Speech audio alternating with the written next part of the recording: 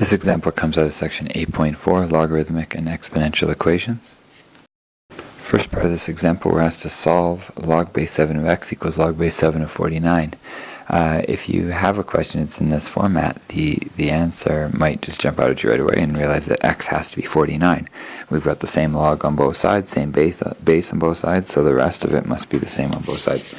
Even if that didn't jump out at you, you could solve the log on the right-hand side and say, okay, well that equals 2, because 7 to the 2 equals 49, and so you're left with log base 7 of x equals 2. Next step is to say, well, 7 to the 2 then would equal x. 7 squared equals 49. Again, more work than you needed, because really at the start, if you said right away x equals 49, you would be in good shape. Same log, same base, must be equal inside. Now the next one is a little bit different. We've got log base 3 of 5x minus 4 minus log base 3 of 16 equals 0. There are a couple ways of doing this one.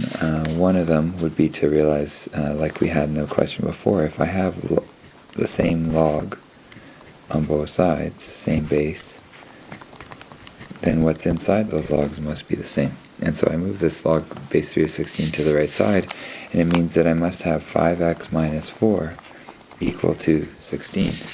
Then it becomes, hopefully, a relatively simple algebra problem. 5x equals 20, and x equals 4.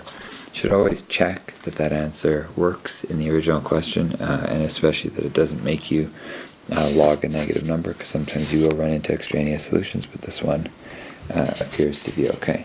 Now the next one has a couple logs in it as well, but it also has this constant, in this case 1. Notice this time it's a common logarithm, meaning it's base 10, so we don't bother writing the base. A couple ways of doing this one as well, but one of them would be to do this. Bring the logs to one side. Now, because they are both the same base, we can use one of our log laws to combine them as 12x plus 5 over x plus 1.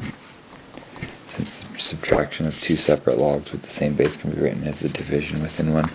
And then you could say from here that since this was base 10, that 10 to the 1 must equal 12x plus 5 divided by x plus 1. So 10 to the 1 is 10. I've got 10 times x plus 1 needs to equal 12x plus 5. Solve this thing. 10x plus 10 equals 12x plus 5. Bring your x terms to one side. Bring your constants to the other side, and you'll get that x equals 5 over 2, or 2.5.